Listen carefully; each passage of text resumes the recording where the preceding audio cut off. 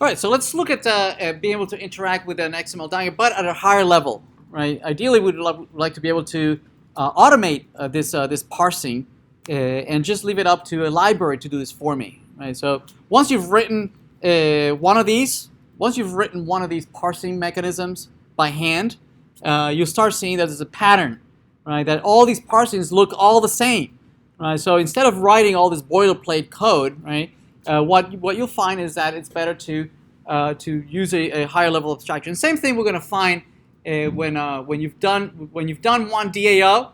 You'll notice that all DAOs look the same, right? They all have an insert. They all have a create, an update, a delete, find by X, find by Y, find by whatever, right? Once you've written one DAO, they all look the same. So once you find a pattern, as a good developer, you should find, and how can we abstract that? How can we generalize it so that I don't have to rewrite this boilerplate code anymore? So we'll do that for ORMs when we come back from the break. But meanwhile, let's look at jaxb. So jaxb allows you to map XML documents to a data model. So for instance, here we've created a data model for a student that has attributes such as ID, first name, and last name that we could arbitrarily map to an XML document that looks fairly similar, right? So we could map this instance of a student that has a specific first name, a specific last name, a specific ID, map it to an instance of the student class, right? So to do that, we need to first come up with with the base Pojo, or the plain old Java object, just like this. But then we need to add some meta information about it, right? So that we can tell it how to map it to an actual XML document. Right? So one of the things that we need to do is at least provide a default constructor, right? The one that takes no arguments, because jaxb is going to need it to be able to instantiate your data model, right? So at least that you'll need to provide, and then provide setters and getters for each one of them. And this is very easy from Eclipse or IntelliJ, right? There's shortcuts that allow you to generate all this boilerplate for you. So you don't even have to type this. Now this, the default constructor plus all these setters and getters, right, are part of the Java Bean specification, right? That the actual property names, notice that the property names themselves are private, right? They're not visible from outside. Okay. Instead, the names of the properties are going to be derived from the names of your setters and getters, right? The setters and getters will have to follow a naming convention. They all start with set or get, right? And they're all camel cased after that, right? So presumably this tells the Java Bean specification that you have an attribute called ID, lowercase ID, okay? And this one says that you have a properties, right, that has a name called first name, lowercase f. Okay, again, this is a naming convention, right? That if you follow that naming convention, a lot of magical things starts to happen. Okay, you start playing nice with the rest of the framework. Okay, they all have to be public and whatnot, and so internally, it doesn't really matter what you call your private variables, right? It really matters what you call your setters and getters. Right? That's how the infrastructure can determine what are the derived names, property names. All right. So additionally, after you've done your default constructor, your setters and getters, you can then use annotations, jaxb annotations, to tell the framework that this should be mapped to the root element, right? You can tag it and say this is the XML root element. This should be mapped to an attribute, and this should be mapped to an element. Okay, that if there is an XML document, this is the mapping that should be gleaned between the two. Now these XML attributes and XML elements annotations allow you to specify the name of the attribute or element tag that this attribute gets mapped to. But notice that we have not named it. We have not said what should it map to. So what it's going to do is that it's going to use the property name derived from your setter. Right? It's going to look at this and says, there is a property called first name, lowercase f, capital N. Okay, so that's the default name of the element that's going to be mapped to. And there must be an attribute also, lowercase I, D. Okay, but you can override it. You can say, actually, no, I want to map it to an attribute whose ID is actually student ID.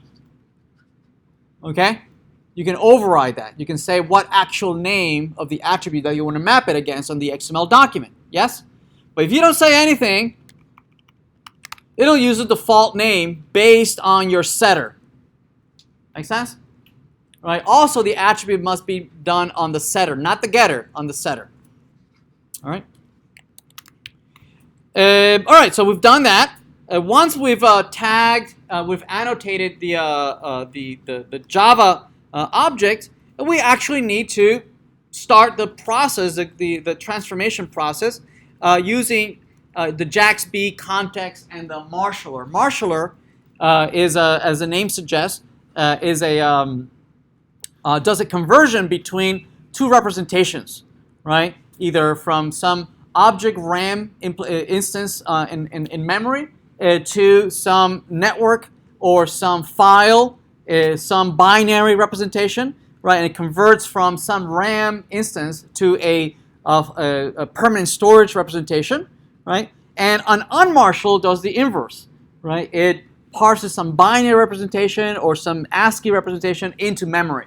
So marshallers and unmarshallers allow you to go both ways, right? From RAM to a file, or from a file to RAM, or from RAM to a network, or from network to RAM, right? So some serialized representation into some RAM representation in memory representation. So to do that, we use the jaxb context. We instantiate the jaxb context, and it needs, as an argument, it needs to know what am I going to be converting today? What am I going to be instantiating today? Right? There's going to be some XML document that needs to be represented in some instance, Java instance, or vice versa. Some Java instance that needs to be represented as an XML document.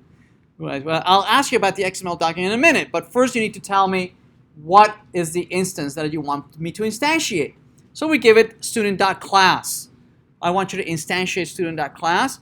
We create the instance, the marshaller from the jaxb context, and then we can then provide some meta information that I want to format it, that I want to use tabs and add extra white spaces so that the output looks a little prettier, as opposed to just appearing in a single line, right? That can't be parsed by a human being. So additionally, the marshaller can be configured in many different ways. But one of them is that I wanted formatted output, right? So it's going to add extra spaces, extra new lines, and it's going to tab it and indent it nicely for us.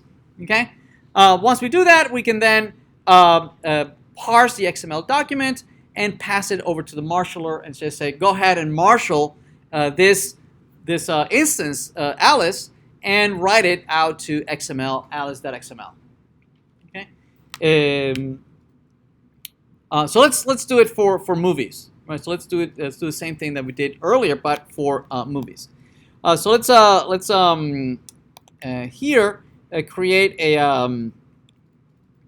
under lectures. Let's create a models under there. So we'll say new class under there, and instead of XML, we'll say models.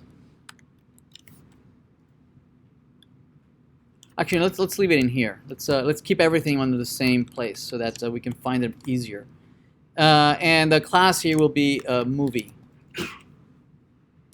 And in there, we're going to let's copy some of this stuff. So let's grab the IMDb title, poster, and plot, and let's paste it in there.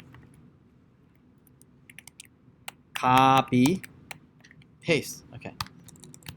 All right. So let's now from the source, let's generate all our constructors from the fields, let's use the all argument constructor. There it is. And also generate the no argument constructor as well. So let's deselect this and let's add the no argument constructor. There it is. And let's also generate the setters and getters. Setters and getters for each one of them. Select all, and there we go. All right, so we have our setters and getters, and we have our Pojo, right, that we want to convert into a movie instance. We'll need to tag each one of these on how we want to map them. We're going to say that this is going to be an XML root element. So let's grab that. By annotation, there it is. Yes.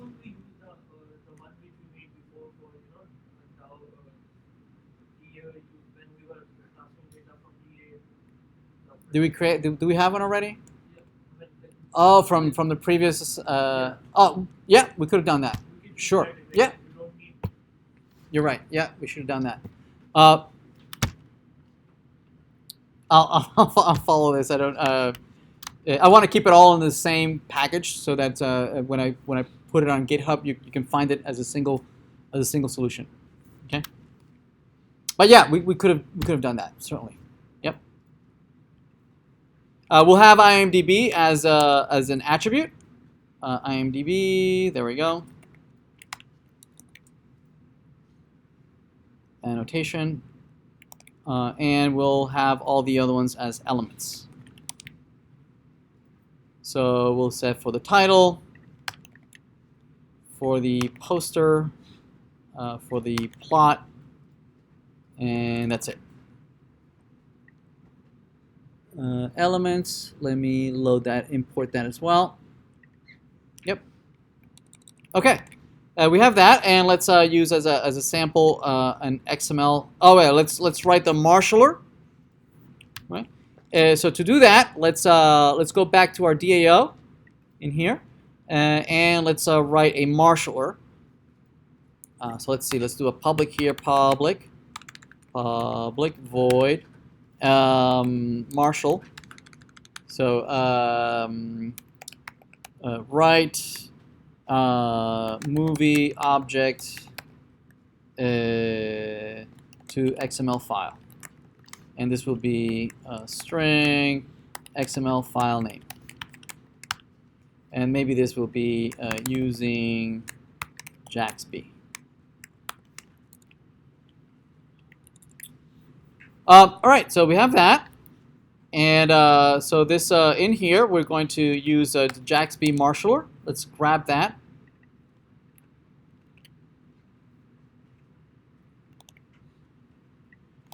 Actually, we need the context. Did we grab the context somewhere? I never grabbed the context. Grew. Oh, is this in the wrong order? I think I have it in the wrong order. All right, I'll fix that. Let me grab that. Copy. There we go. Movie class. I'm going to have to import jaxb. And new instance. It's going to throw. So I'm going to grab and wrap it in a try catch. And I'm going to grab and create the marshaller. And I have to import marshaller.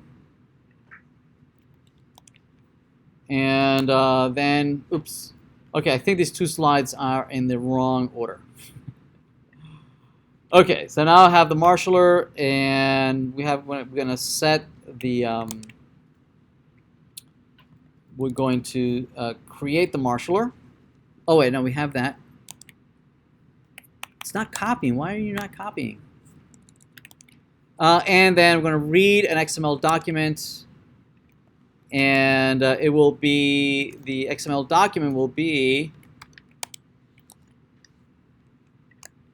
let's see, will be the base dir plus the XML file name. And once we have that, we're just going to marshal I guess we have to pass a movie object. So this would be movie object. We're going to pass it in, and it's going to be written to an XML document. Okay? Makes sense? All right, so for this to work, we need to, on the other side, we'll need to actually create a movie, Blade Runner.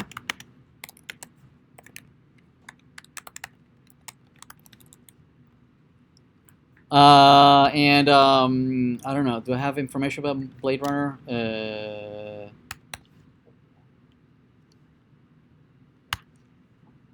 There's Blade Runner. Here's the IMDb. We need the title. We need the plot. I don't have the plot. Crap. Oh, I can find the plot. I can say equal. That's Blade Runner. Okay. So here's the plot.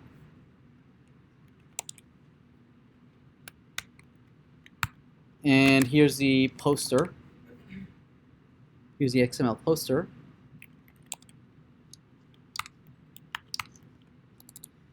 All right, so now that we have Blade Runner, we can now do XML DAO, and then we want to what is it? Write movie objects, and then would be Blade. Blade. Well, I don't want to confuse it with another movie. And the XML document might be Blade Runner .xml. All right, so let's try that. Just let me make sure that there is no XML Blade Runner XML here. Let me run that. Let's see if this blows up. Oh, wait a minute. It's saying something. Quick fixes, change method. What did I do wrong? Let's go in there. Movies. Takes movie and XML file name. What's wrong? Oh, maybe I have the wrong movie instance. The method blah blah blah. Quick fix, change method yada yada yada to write. Okay, I think I have the wrong movie object. So let's see. I think movie. Where's movie? Movie. I'm using.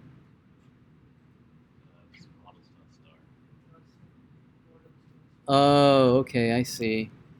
So this is actually. Let me comment that out. And so this will be lectures XML, the one under lectures XML. Okay, I think that fixed it. All right, so let's rerun it. Let's see if this blows up.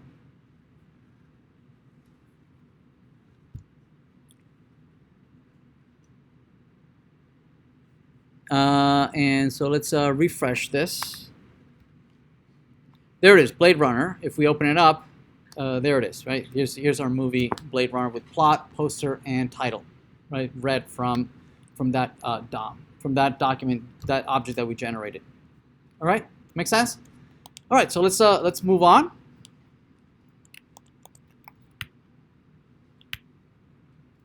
All right, so we were able to write a single movie object, but ideally we would like to be able to manipulate multiple or lists of movies, much more complex XML documents. So let's take a look at implementing even more complex. If you have a join, that you have two tables that need to be joined that have references from one another, that declares a parent-child relationship, right? One that has a one-to-many relationship between two entities.